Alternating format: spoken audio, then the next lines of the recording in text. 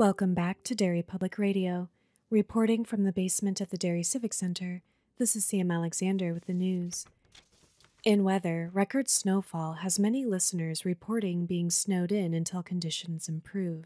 Tonight's forecast, a silent night. A silence so deafening, you'll internally beg for sound. Any sound to penetrate the auditory void you found yourself in. Tomorrow, sunny, with presents. You're listening to Derry Public Radio. This is Derry Public Radio.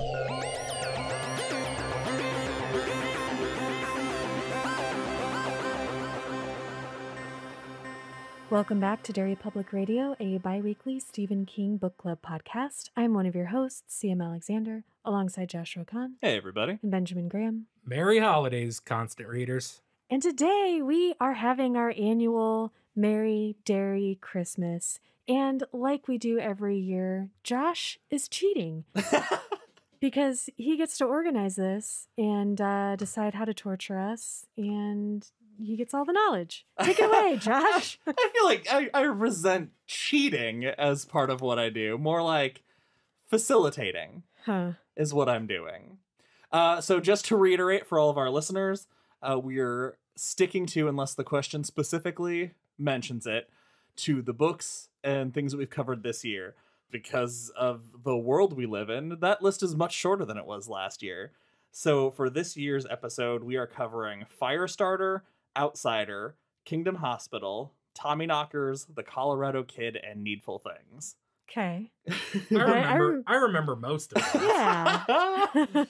So let's kick things off with the first question. Every year, you're drawing the three. Which three do you draw from these books? I love this goddamn question. I could discuss this question. We could branch out into anything. Like, I would love to have a whole hour of us being like, okay, what characters from Sex and the City are you drawing for your three?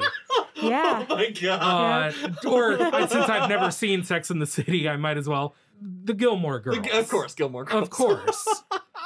Not Lorelai. Oh god, no. Are you kidding me? Miranda, Steve, Harry. That's your three. Sex and the City. Definitely Kirk. Also, I just realized... He can do anything. I just realized how often it is that Ben and CM, you guys are on the opposite sides, and I'm the bridge between you two. I just realized that I'm the bridge to CM with Sex and the City and the bridge to you with Gilmore Girls. Yeah. It's important that we all have our specialties. All right, who wants to go first? It doesn't matter. I have no idea. Okay, also, let's see. Well, I definitely have, like, the first pick, I feel like is almost cheating, because none of the gunslingers have magical powers, but anyone that doesn't choose Charlie, why wouldn't you? She can explode an entire complex in matter of seconds. Like, you put her in the middle of the breakers, and the Cantoi don't stand a fucking chance. But you run the risk because she's... her power is emotional. Like, it could get real out of control real fast. Well, I mean, all of the three. I mean, Eddie is starts out as a drug addict. He's pretty emotional. This is true. And Detta is Detta. Yeah. So, like... Don't try to talk him out of it, man. No, I'm just saying. No, Charlie as the opposite, alternate level Jake would be an awesome book. Let's see. Oh, I mean, Alan Pangborn. Alan Pangborn is a dynamite pick. Easy. Easy pick. He has Roland's quick hands. Like, the sleight of hand that Roland can do, Alan could handle a 6-shooter no problem. Absolutely. I hate to steal one from your list, Josh, before you get a chance. But the hovering Coke machine, I think, would be a pretty good... Yes! a pretty good addition to the team. I regret that was not on my list. I love that. All right, CM, you're 3? Well, I was going to pick Charlie, but in an effort to not do the same thing that Ben did, I'm going to now go with Andy instead. Okay. Because otherwise it would have to be Rainbird. Oh, I mean, you did put George Stark on your first team. that's a good point. Yeah, but George never had a weird moment with a little girl. Yeah. That's fair. Yeah. Yeah. Yeah, so I would do Andy because I think his powers would be useful. And I feel like he is crippled in a way similar, well, not quite similar, but adjacent to how Eddie was with his drugs when he first came in. So maybe there'd be a cool character arc for him. Then I would go with Holly from The Outsider. Great. Because even though there's so much of her that I am missing and I'm not aware of, the little I got of her, I sense that she has that kind of heart and beauty of soul that would be perfect for this journey. And the fact that when confronted with a literal monster, her immediate instinct is brain it with a sock full of quarters. pretty fucking gunslinger. They're man. ball bearings. Ball bearings, yeah, that's right. And then I would pick for my final Dr. Hook. Because There you go. something we never have on the team are doctors, and look at how many injuries we get. I don't even want to deal with a world where I have to do surgery on myself or one of you has to do it. That's fair. I don't know who that character is. Kingdom Hospital. It was Andrew McCarthy. Who is that? From Kingdom Hospital. Kingdom what? Oh yeah, Ben wasn't there for most of it. Yeah. For a great deal of Kingdom Hospital. Ben was on a hiatus. Okay, so my drawing of the 3, you guys, this is the first year you guys have actually taken a lot of, because I have more time to prepare, so I usually have like 6 or 7, because as you guys do them, I take them off my list. You guys kind of cleared out my list this year, which is awesome. My list for my drawing, Ralph Anderson from The Outsider. As I believe I said it in our Outsider episode, that I think Ralph and Pangborn are basically twinners. Yeah. I don't know. Ralph would spend so much time being like, man, this magical world, I don't think that person can really have a crow's head. But would he now though? Because he's had his dark half experience. Yeah. That's okay. Post the Outsider. The Outsider. Okay, for that sure. makes sense. Just tell he's searching for his long lost love, Holly. Then my second pick is Ruth McCausland from the Tommyknockers, because she's a gunslinger, for sure. And then my final pick, going back to Kingdom Hospital, Anubis. Oh, dang. Yeah. I didn't even think of him. I was just thinking of someone tending to my wounds. But I would for sure I'm going to get hurt on this. Right. I'm going to bring the God of Death as one of my 3. All right. Next question. We're just going to keep moving along. I love this question. I've been wanting to ask you guys this question since we covered the book. You've been injected with Lot 6. What power do you get? I can fly. Wow, all right. That was very fast. Yeah. And I didn't want anybody else to take it, and I don't know why I thought that was a thing that could happen. Well, fly, I think a lot of people dig fly. Yeah. a very common answer. That makes sense. It's God, you guys, imagine if you could just go outside and take off into the air and you could fly anywhere and you could fly around mountains and over water and just fucking fly. See, here's the thing though, is I feel like Firestarter, the powers were I guess. Do you want it to be less like superhero and more? No, I'm just saying like how based in the real world is this situation? Because the thing about like flight, if you could like fly like Superman, if you flew the speed of even an airplane, your skin would just get all ripped off. Yeah, you'd be limited by the ability of your physical body. And you'd have to work for it. Flying would be like exercise. The best exercise. Our audience can't well, see no, this. That's not how I would do it. But you just flapped your arms like a bird. No, well... And so I have to imagine that as you, instead of flying horizontal like Superman, you fly vertically. I'm laughing so hard. I'm squeaking the chair and I'm trying to... I'd like to imagine, we haven't covered this, it's a Joe Hill short story where a character realizes that he can fly, but only if he is in a seated position and only at like 5 miles per hour. I would amazing. still take it. I would take any doofy flying shit. That's outstanding. Do you want me to pick like a more psychological? No. That's a good one. I fantasize about having superpowers frequently, like any well-adjusted 30-year-old man would. And I know exactly. I think a good superpower should be able to be simplified down to a single word. And you get it. Flight. I know what that is. Mm-hmm. Strength, speed, lasers, I guess. If I had to choose one word, and that is my power, no question, luck. Man, I was so scared this was a bit, and I was like, what is he gonna say? It's a one power. Dong. No, it's not a bit. Yeah. No, luck is the best superpower. One of my favorite X-Men is this lady named Domino, and her power is luck. And it's just whatever she tries goes her way. Dang it. How good is that? You're having a rough day. You just go to the gas station and be like, I'd take a scratch ticket. Boom. A bunch of money. Oh, I changed my answer. I'm going to copy Ben. I'm going to do luck. And then I'm going to try to fly. Okay. Here's where you messed up. So it'd be like, if you attempt to fly, it would be like you jump off a building, but then it happens to be Thanksgiving and it's the Macy's Day Parade and you land on a float and land to safety. Like, you just don't die is the lucky part. It's not like Hitchhiker's Guide where the secret to flight is throwing yourself at the ground and missing. Like, you guys, for one beautiful moment, before I hit that float, baby, I would soar.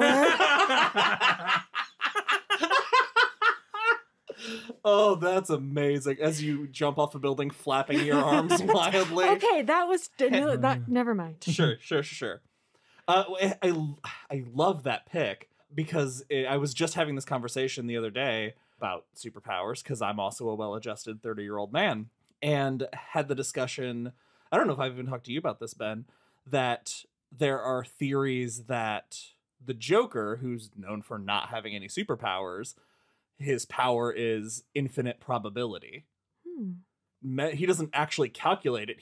His brain has infinite probability, which is why, he pulls off these elaborate things and Batman stops him. But, he just happened to be wearing a parachute that was in his shoe and was thrown off a building head first so the parachute could take him to safety. Shit like that. Like, it makes all of his crazy escapes and hijinks makes sense. Because he just knew that's what was going to happen. Well, the movie Next, starring Nick Cage. Oh my god. So your superpower that you're choosing is the movie Next with Nick Cage, right? God, no thank you. That movie made me so angry. Except for the scene when he's running through the trees and gets shot a bunch. Like, that scene's really cool. No, I'm going to pick what I thought actually you were going to pick, Ben. I would pick to be dim. God, that is a good power, though. I've never liked invisibility as a concept because I think it's, I don't know, it just feels... First of all, it's kind of creepy. Well, dim isn't any better. Well, invisibility feels like a superpower. For some reason, the idea of just being dim feels more... supernatural, and I think it has like just a cooler... I like the idea of being able to just suddenly at any time go unnoticed, as opposed to like we're sitting at the table, we're sitting here talking and I just vanish. That's jarring. Yeah. Being dim is like slowly fading away. You just stop being noticed. That's like the Irish exit. Yeah. It's CM and I go off on a tangent and then don't realize that you're just not here anymore. Right. And I've gone to get a snack, and you don't even know. Oh boy, get ready for a Christine episode. Here's why luck is better. Luck is a great path. It's like you don't need to be dim. You can just be like, I want to be in Area 51 now. And you just walk in. And then you Naruto and run. Either, the guards just don't notice you, or you get caught, but then they're like, you're the chosen one. You have to go to space now. I don't know. All right.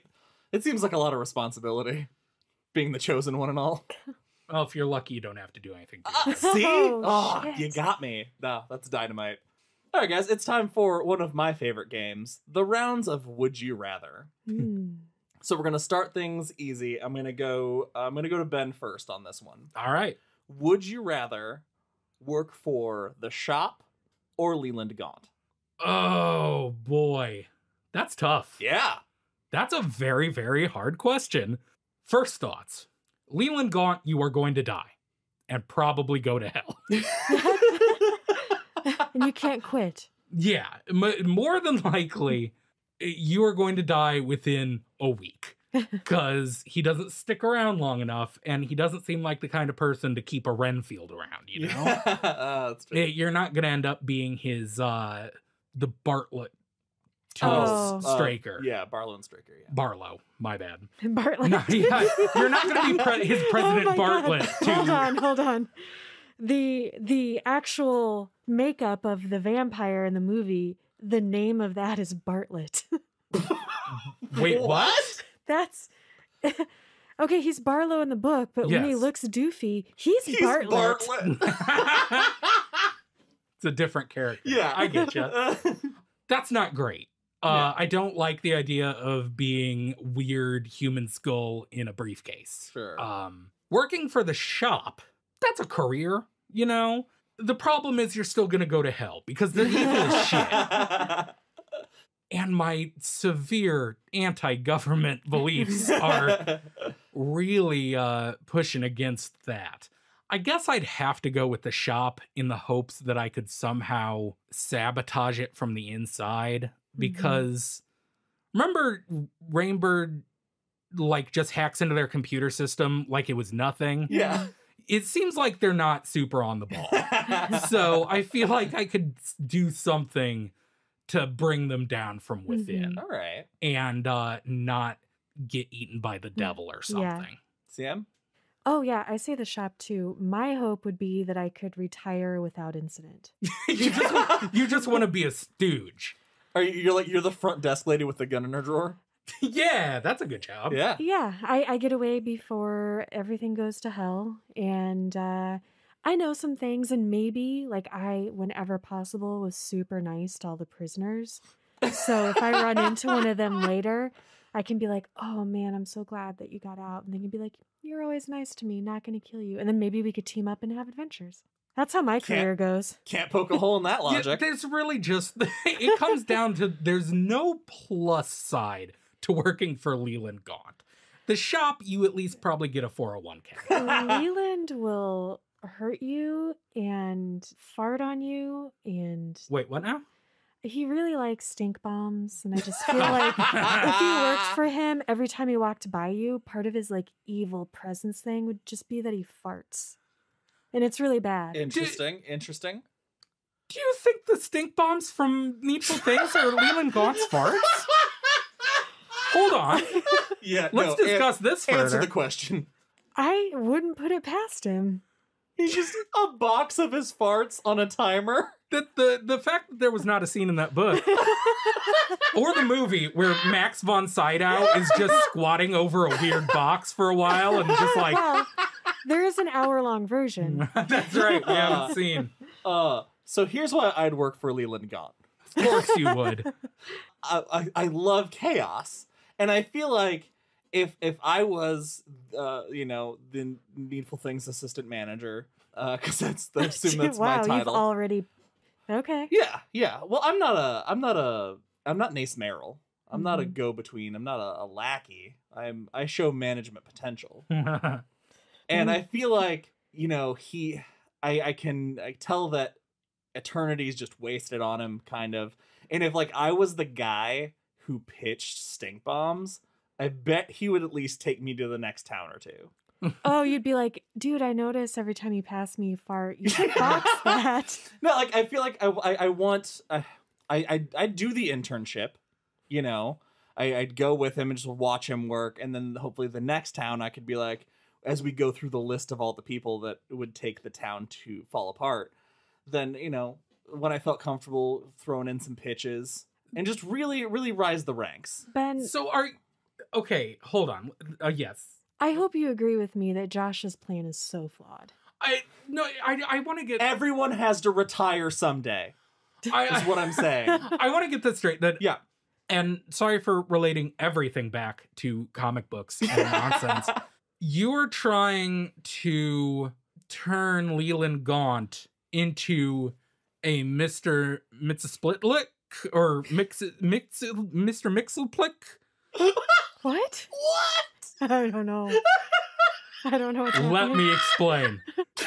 It's going to be hard because I cannot pronounce this character's name, and that's kind of the point. It's all consonants, yeah. It's, do you know Yeah. what the character I'm talking about? He's a Superman, quote-unquote, villain, but really in, like, the Golden Age or Silver Age or whatever, he was just this little imp from another dimension that would pop up and pull pranks. And he was just, like, a little annoying ferryman that would just fuck with Superman. And he had a little purple suit and a tiny bowler hat. And he's great. But there's one storyline called Whatever Happened to the World Tomorrow that is canonically, or at least used to be, the final Superman comic. It was the end of Superman's story. Written by Alan Moore. Ooh. And all of Superman's villains start being murdered. And up to this point in Superman comics, just people didn't die. And so Superman is like, what the hell is going on? And he's trying to solve this mystery, and he's going around, and all this is happening. And the twist at the end is that Mr. Mixelplick is an immortal being from another dimension. And when he first came into being, he was benevolent. And he would occasionally come to our reality and do good things because he had reality warping powers and he could do whatever he wanted. But then after millennia, he got bored of that. So he decided to be a trickster. And he spent millennia doing that and just fucking with people because it was fun. And then he got bored of that. So now he decides he's going to be the destroyer. And he's just going to be pure evil because he's bored. So you want to turn Gaunt into a reverse Mixsplitlick. I'm saying I want that to be my career path. Okay. You want to be like, yeah, you're bored of evil. What if we mixed it up? Mixed it up a little bit. Yeah, like what if we really built this place up? But pranked for the sake of pranking. Right, yeah. So like just like for funsies. Ben and I were bothered by all the bad things we'd have to do no matter what. And Josh, you're like, what's the maximum damage? Yeah, like I'm willing to get my hands dirty on a town or two just to make sure Get your foot in the door. Yeah. I've got to show that I'm on the right track, that I'm thinking things through. And then eventually, like I said, he retires, I take over, and then I get Eternity. And Valise. Forgot how important that was to you. Valises are very important to me. All right, we have a listener submitted Would You Rather from Michelle McShane. She asks, and we're going to go to CM first. CM, would you rather be stuck sitting in a bar for 3 hours next to a drunk guard or a drunk Jack Haskins and his moderate you-know-what? The really... Oh, God. Oh, Michelle. Guard, for sure. Because Jack is despicable and disgusting on this level that I don't think I can tolerate, especially not for 3 hours. And Guard, I would just not say anything to him except to agree with whatever he said. And then I would just watch him go nuts on somebody in the bar. That would be it. Fair enough. Ben? Yeah, that's an way easier question than the last one. Guard, I mean, he's an unstable, insufferable jackass, but yeah, at least he's not repugnant. Like, What would you talk to him about, either of you? poetry. Huh, all right. I mean, I'd be interested to just hear his thoughts. I don't know. Nuclear energy. No. Here's why I'd hang out with Jack Hoskins. Oh, no. Josh, you're really CMing this. Because it specifically mentions his moderate you-know-what, which tells me the 3 hours we're spending is at Gentlemen Please. And I could spend 3 hours in Gentlemen Please. That's... I have nothing to say about that. All right, we have one more. Would you rather? Ben, we're going to go back to you. Would you rather tap into Tommyknocker technology to build any invention, but suffer some of the consequences of becoming, or be framed by an outsider for an embarrassing crime you didn't commit, but everyone believes you did? Wait, embarrassing or horrific? Embarrassing. Oh. I brought it down. Yeah, I was going to say, because those are both bad. Well, no, I feel like we should make it horrific. God. But I don't know what an embarrassing crime is. Like, caught jacking off at Gentlemen Please, I guess. Caught with Jack Hoskins at Yeah. Gentlemen Please. Oh. If we want to, I mean, we can go all the way on this, if you'd rather. So... I'd rather would go you... all the Okay. way. What? Make it harder. Nope. Nope. The Tommyknockers, because I would rather not a child be killed. Yeah, the implications of the outsider is bad. Right. Well, and that's why, like, with embarrassing crime, it'd be like, hey, I heard Ben tried to fuck a cactus. Yeah, but like one of everybody... those stories you hear every once in a while of like a guy caught on his patio trying to fuck the hole an umbrella goes in exactly. And one of those tables. But yeah, that level of embarrassing where it's like, oh, but there's evidence you did it. People you saw guys are ignoring the most important part about the outsider's frame jobs. And that is that, with the exception of our one character in our book, everybody he frames dies. That is true. The Tommyknockers, you may become, and you would die. Well, no, I guess in the movie you would die. In the book, and let's go book, obviously, you would just become something else. So or a guard-like person would thwart that and you would be okay. Like, or Holly would rescue you with Ralph. So either way, you got to roll the dice. But I'd rather become than die. That's fair. And I'd get to go out in space. And that would be so cool. Maybe.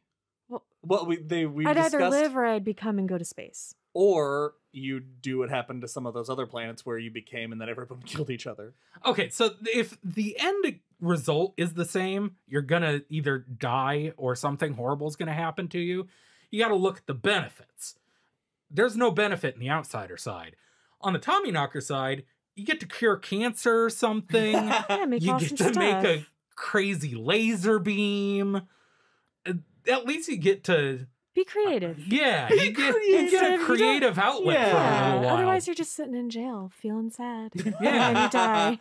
For sure. All right. Yeah, Tommyknockers. So we're we're all becoming. Yeah. All right. Hey, we all landed on the same one on Nice. this one. Nice. I knew we'd get there eventually. All right. Up next, Gerard Hazelwood. He gave us the option last year, if you remember, that we had to give a gift to someone we hated. This year, he has assigned us Secret Santas to give gifts to, and specifically wanted me to remind CM a bullet to the head is not a gift. Oh, wait, I get the reminder? Yes. Oh, what did he pick for me? Do you remember what he picked last year? He picked Norman or...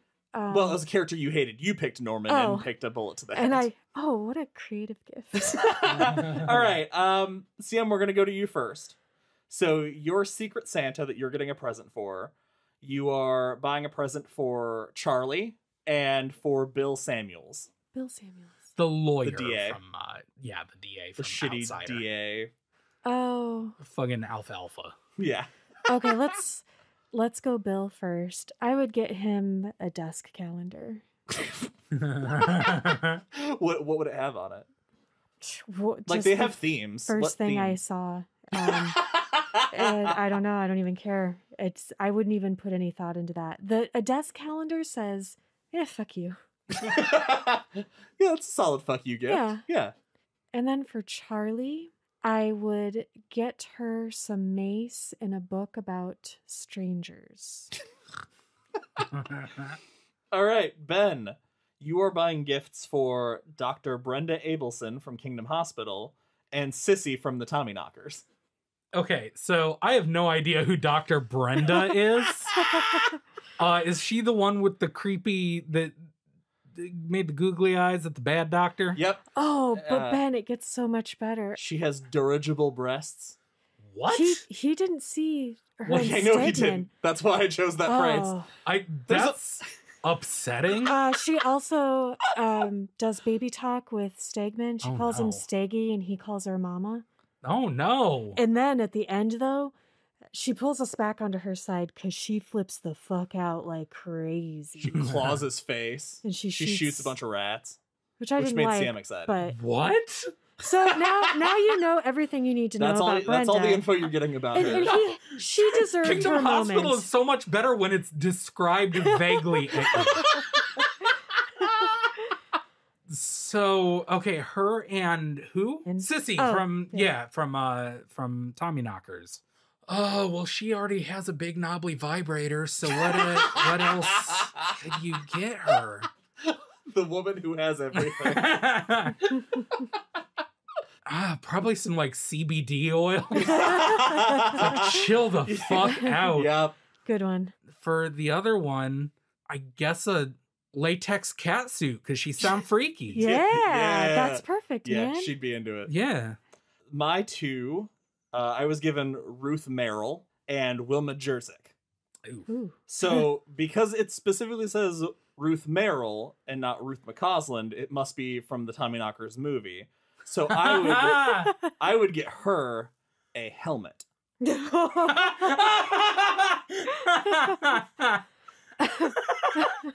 I have to go to YouTube and look up that effect. Just a second. I have to watch it. I'll save it for after the podcast. Donk. So bad. And I would get Wilma Jerzyk windows. I'd buy her a new set of windows. Or a Xanax prescription. Yeah. Yeah. It's what she needs. She can share that CBD oil. Right. I get her brown sheets. I'd get her Sissy's giant vibrator. Yeah. God. Oh. Okay. So when we covered The Colorado Kid, we talked a lot about other unsolved mysteries. So if you could solve one unsolved mystery that's not fish related, CM, what mystery would you solve? Okay, this is knee-jerk, so I don't know. Maybe if I thought about it more, I'd have a different answer. But I'm gonna say, since I can't pick the fish, which I would have picked. Although after I say what I'm gonna say, it's like, wow, you're selfish. Jean-Benet Ramsey. Poor little girl. Yeah. Like, just her spirit and memory deserve justice. Yeah. Yeah, that's a good answer and a huge bummer. Sorry. I'll go. Same for me? Yeah. Okay, so Sam's fish. No. I don't Back care off. about your fish. Really remember it. What book was that? Never mind. So the first thing that springs to mind is of course DB Cooper, because DB Cooper is super fascinating to me, and they just released a documentary about DB Cooper on HBO Max that I've been waiting to watch. But also, that's like, what do you get? You figure it out, and you're like, yeah, he just died when you jump out of the plane. Oh, okay, cool. That's boring. So I'm actually gonna gonna jump out with like money and stuff. Like you could probably find the money. Then I'd have You to go knew back where. to the bank or whatever he stole it from. You don't have to tell anybody where you found it. Well, then what's the point of solving the mystery? The money. Anyway, so I'm actually going to semi-cheat because my answer is something I was literally reading about today. Only kind of a mystery. I would choose the Hopkinsville Goblin encounter. I don't know what that is. It is one of my favorite things. This was in 1955 in Hopkinsville, Kentucky.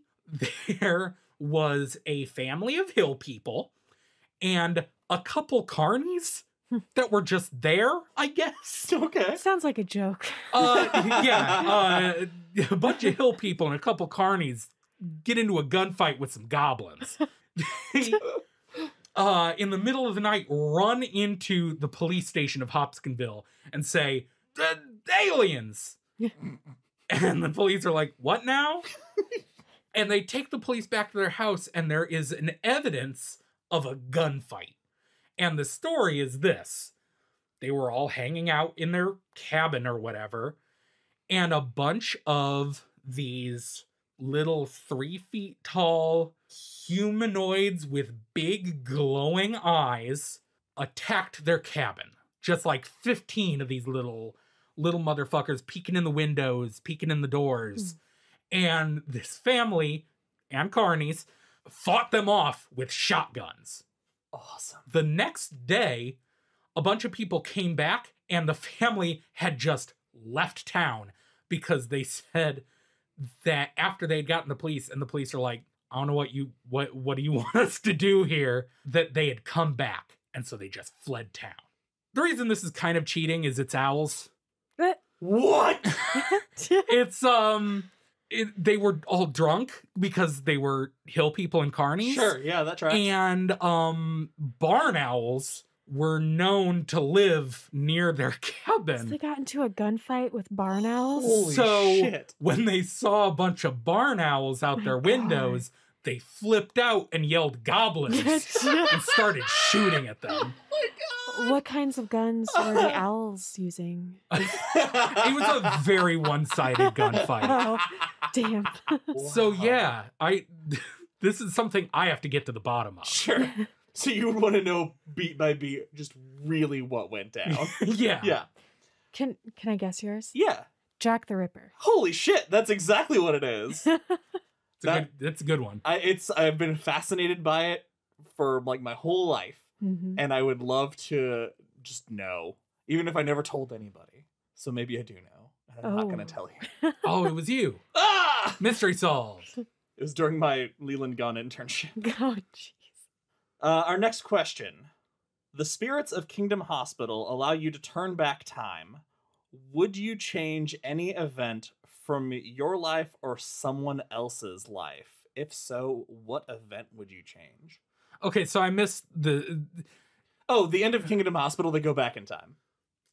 And they undo a tragic accident. Sure, of course they do. Also, the Red Sox win the World Series. Important.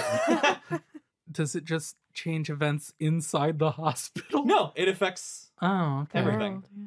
The universe, possibly. Yeah. See, I just think that's so selfish. I wouldn't want to do something that affected the whole universe in a way that I would never be certain of the ramifications. Yeah, it's not a book that we've read on the podcast yet, but like 11 I can never remember. 11/22/63. Thank you. Not a history buff, folks. Is a real good example of why I've always been super wary of fucking around in the past. In Star Trek, a lot of time violations there that they have to fix. But then again, it's if you chose something small enough, maybe. I feel like if Jake, was that his name? Mm-hmm. If he had just stuck with saving that janitor from his dad, yeah, then things couldn't have turned out that bad. I don't know, though. Yeah, it's a tough one. Yeah. No? That's not a fun answer, but... Are you also a no? I don't think I could. Because that's amazing, because I said no thinking neither of you would say, Leo, that's insane! For the sake of podcasting and having fun, I'll say yes. What would it be? It's really hard. I think it's okay if we all say no, though. I mean, It's just funny that we all have this. We all have the same fear. Trepidation. Yeah, if anything, this was a good way to discover we're all terrified of time travel. That just blows. I was not expecting. We were all deeply affected by the Ashton Kutcher vehicle butterfly effect. I would go back and make the butterfly effect not get made. That is what my power would I'd go back and make sure that the dumb alternate ending got shown in theaters. I'd go back and steal Ashton Kutcher's career. How? What? I'd find out what auditions he went to and when, and then I'd make sure he didn't show up, but I did. But I'd watch his audition reel before I went back. Okay, this is off the rails. Really and have extensive plastic surgery to look exactly it's like... all about the charisma. I would wear Ashton Kutcher's face. I would go back in time to wear Ashton Kutcher's face. We need to move on so hard. All right. This is just terrifying. Nonsense. All right.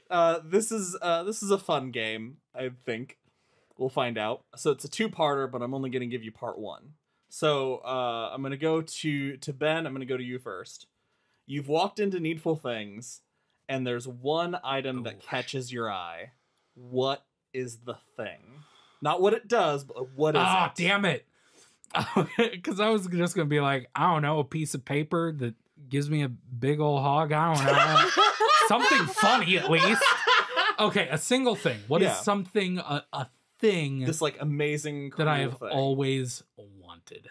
I would have to say a signed copy of Moon Colony Bloodbath. An EP by my favorite band, the Mountain Goats. Listen to the Mountain Goats, everyone.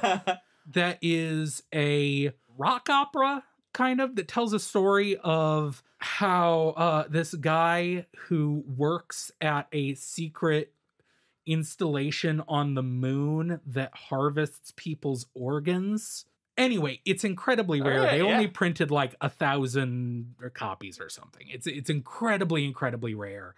And anytime a copy shows up on Discogs or something, it is like a couple $1,000s. Okay. Now, CM, part two.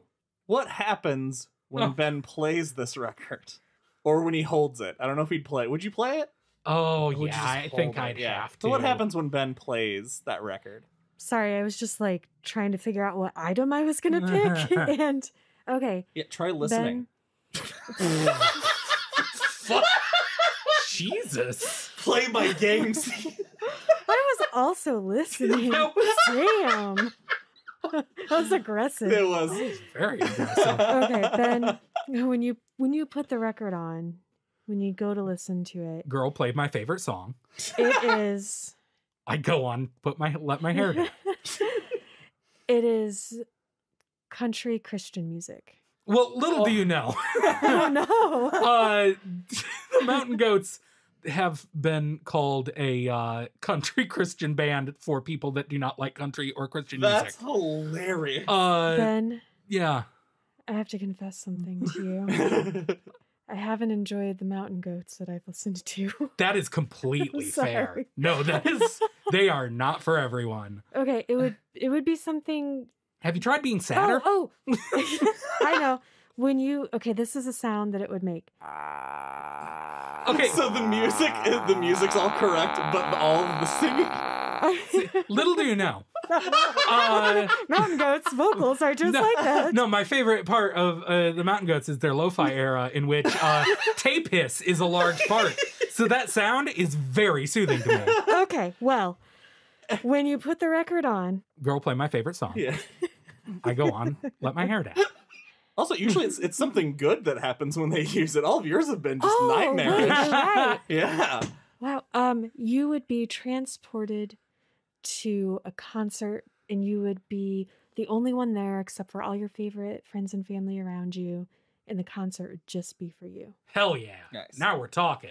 All right, now there's But then all my hair would fall out or something. There's a secret part 3. Oh no. And so now I'm going to take part 3. And part 3 is what the item actually is. Oh, yeah. It is...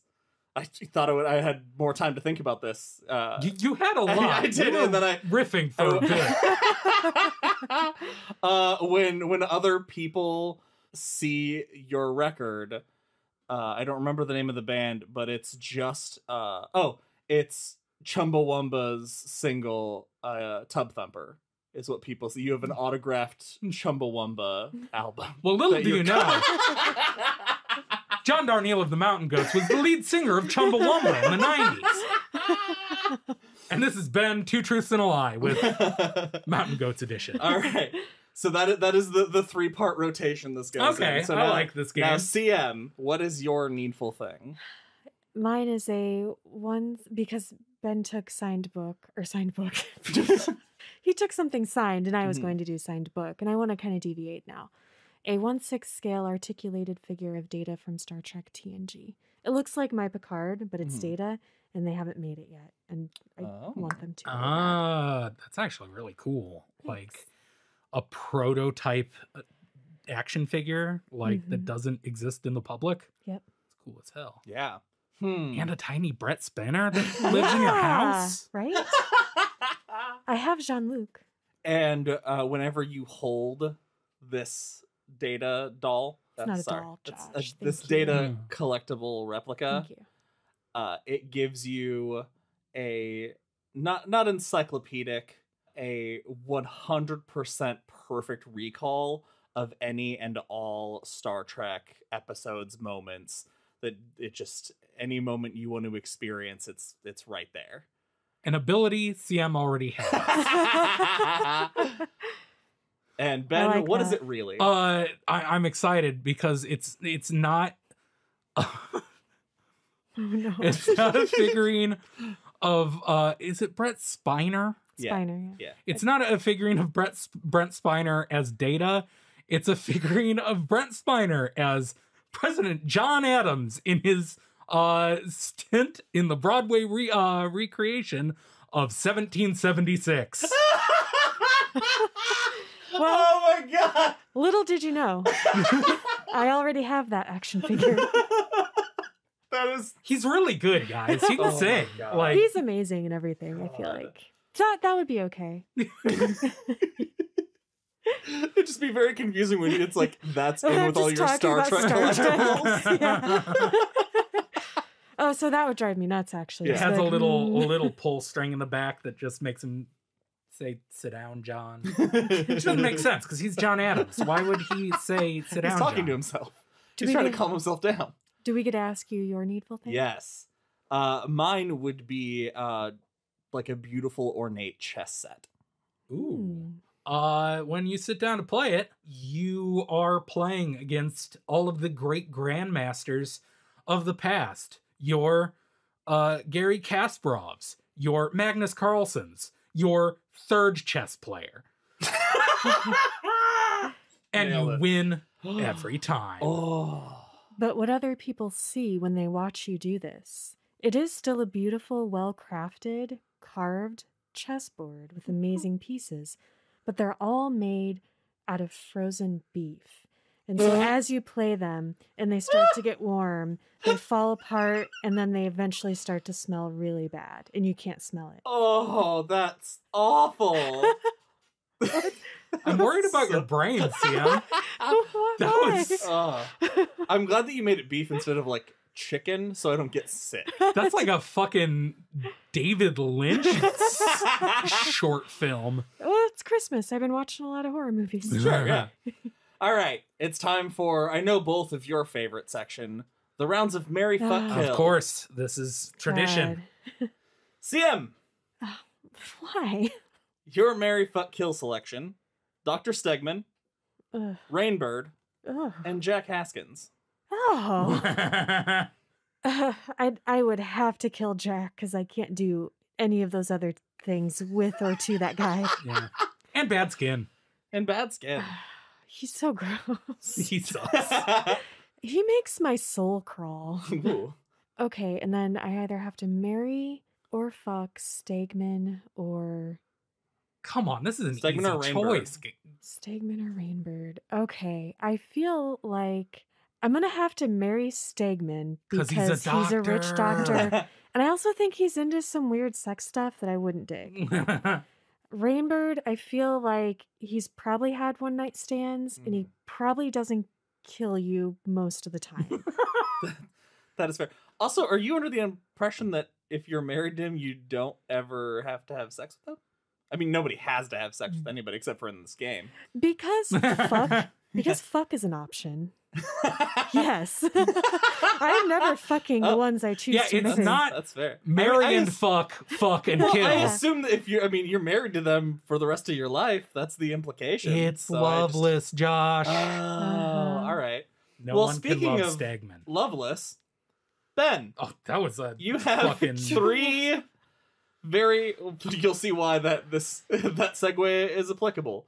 Your three are Sissy, Wilma Jerzyk, and Lovey Bolton. Who? Claude's mom from The Outsider. Aww. Lovey. Yeah, she's a Mary, of course. Who might blow you up with her oxygen tank and cigarettes. Yeah, but she's sweet. And you'd have a great stepson. Great step. That's so important to me.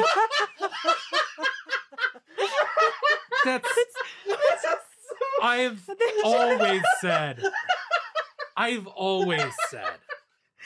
I'm going to marry for love and a great stepson.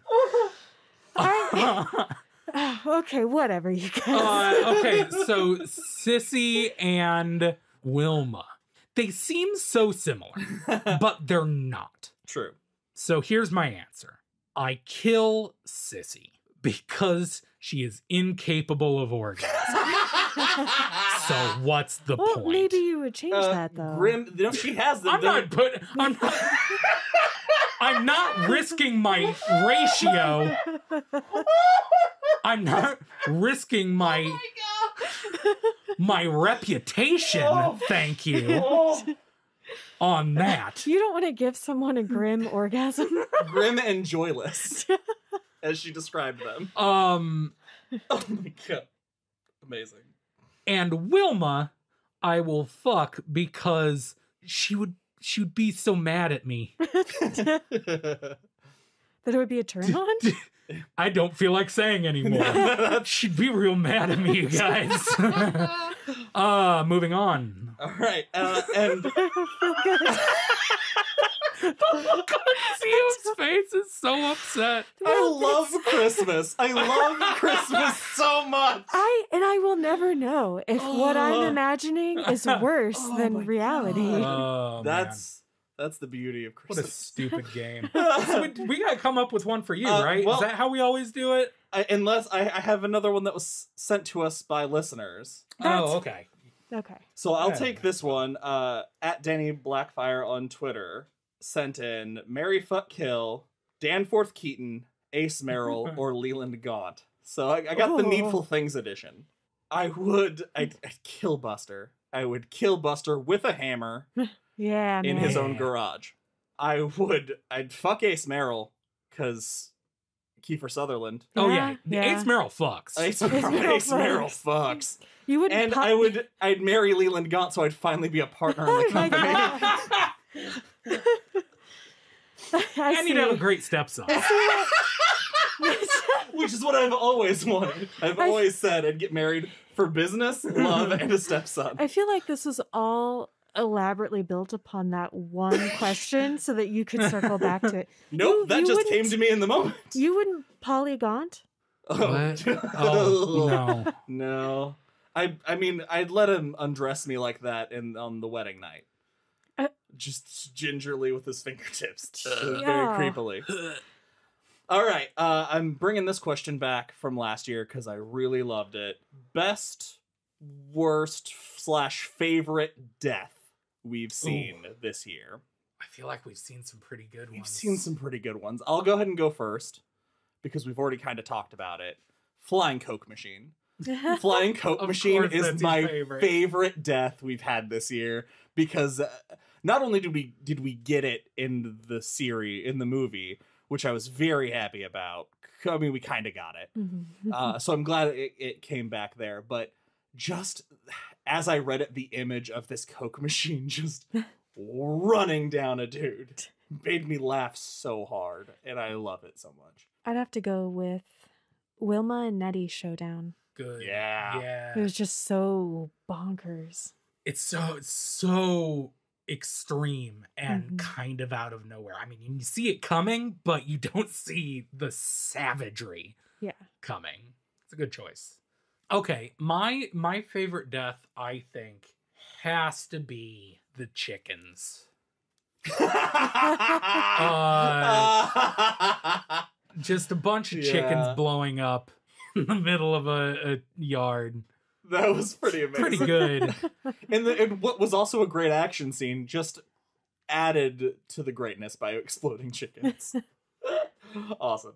Okay, next we have another casting request. Last year we cast Eyes of the Dragon with professional wrestlers. Mm-hmm. This year, Gerard Hazelwood asked us to cast the Tommyknockers with Mortal Kombat characters. Ooh. Oh.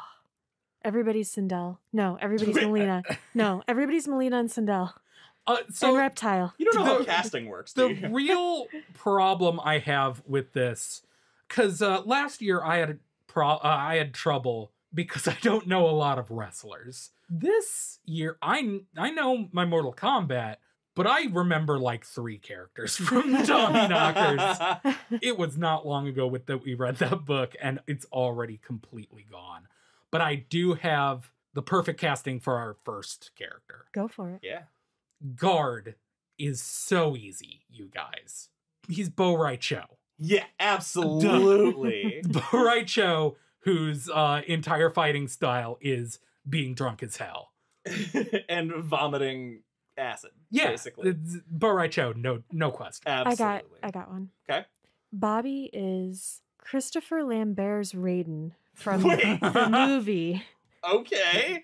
That is not specific. Raiden, but his explain version yourself. Of Raiden. Well, I'm just thinking about kind of her oddness that she develops, and I'm kind of combining movie and book here. And we see very little of her until she is sort of becoming. So something about that reminds me of Raiden. Okay. All right. I don't know. That popped into my head. All right. I would like to cast the Tommyknockers, like when you're becoming. I know what you're gonna say. Turns into Reptile. Oh, I thought you were gonna say Baraka. Yeah, because there's like an army. Yeah, there's an army of... and Baraka, I thought about that, but I like Reptile more. See, I was gonna go with the Tommyknockers themselves too, but I was gonna say Kintaro. Because he's like the least human. Yeah, that's a good choice. I have another casting. They kind of pair together, if I might. Sure. John Leandro, who is he the reporter who tries to get in town, is played by Johnny Cage. Yeah. They're both named John, of course. Yeah, the Coke Machine is played by Sub-Zero. Okay. Boo. I'm going to have Hilly and David, siblings, played by siblings, Melina and Katana. Nice. Well, siblings, clone, whatever. This is kind of stunt casting. Or maybe not stunt casting, but this is like casting a body double, maybe. Because it's specifically at the end of the book, Ev Hillman would be played by Meat. Who's just a guy with all his skin gone. Yeah. Yeah. The dog is Shao Kahn. The last one I have is Ruth McCausland is played by Sonya Blade. And Monster is played by Jax. Because they should have ended up together. They're partners. Johnny Cage, get out of there. And Monster had big metal arms. Yeah, canonically. Sissy would be Sindel. Yeah. Our last question for Christmas is it's Christmas in the club. It's a story. That's what we're celebrating at Christmas time. This year, we've been fortunate enough to interview not one, but 2 Dollar Baby recipients. So I'd like, for our last game tonight, ruin a Dollar Baby. Oh. So I want you to pick a story, any Stephen King story, to do an adaptation of, but what would you do that made it bad? We saw literally every example this year when we watched all the movies we watched this year. They all did something terrible to the property. So what would you do and how would you make it bad? Oh, this is fun and is going to take me a minute. If I may, I'll go first. I would do a remake of The Body. Instead of calling it Stand By Me, I'd make it The Body. And the cast would be the cast of the female Ghostbusters. Are you saying that it would be bad because a bunch of preteen boys would be played by adult women? Yes. Yes.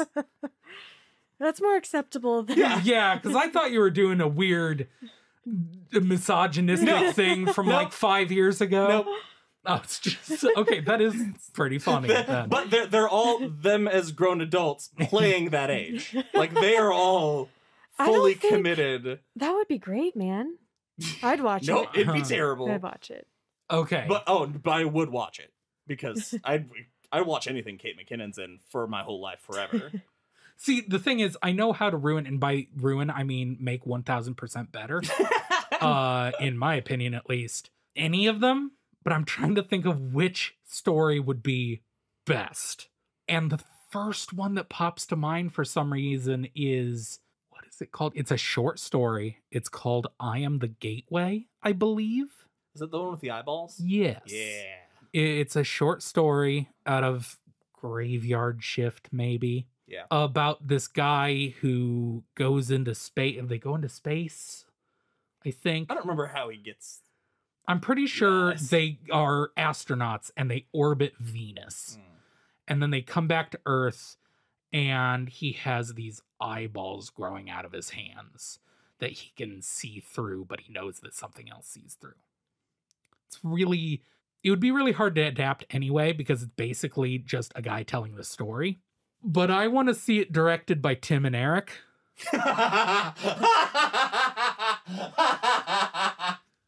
Oh, God. Literally, I would Wow. pay any amount of money to see any Stephen King Good story adapted by Lord. Tim and Eric.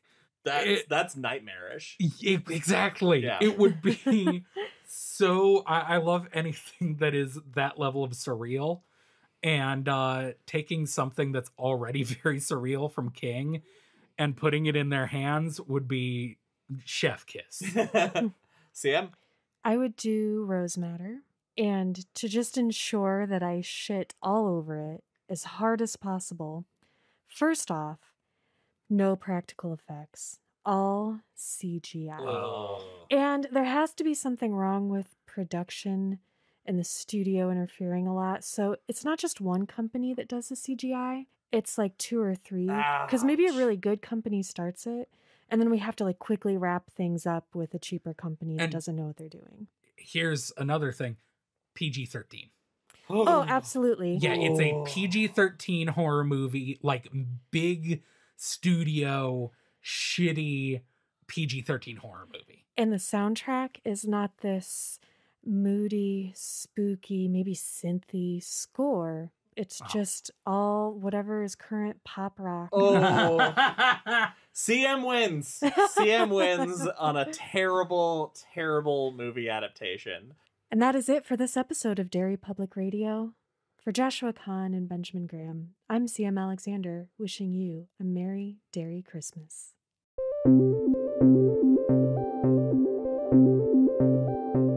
Hey everyone, CM Alexander here. Thank you for listening to our Merry Derry 2020 Christmas special. We hope you enjoyed it. No requests for follows or likes or emails. Just take care of yourselves and each other and have a wonderful holiday.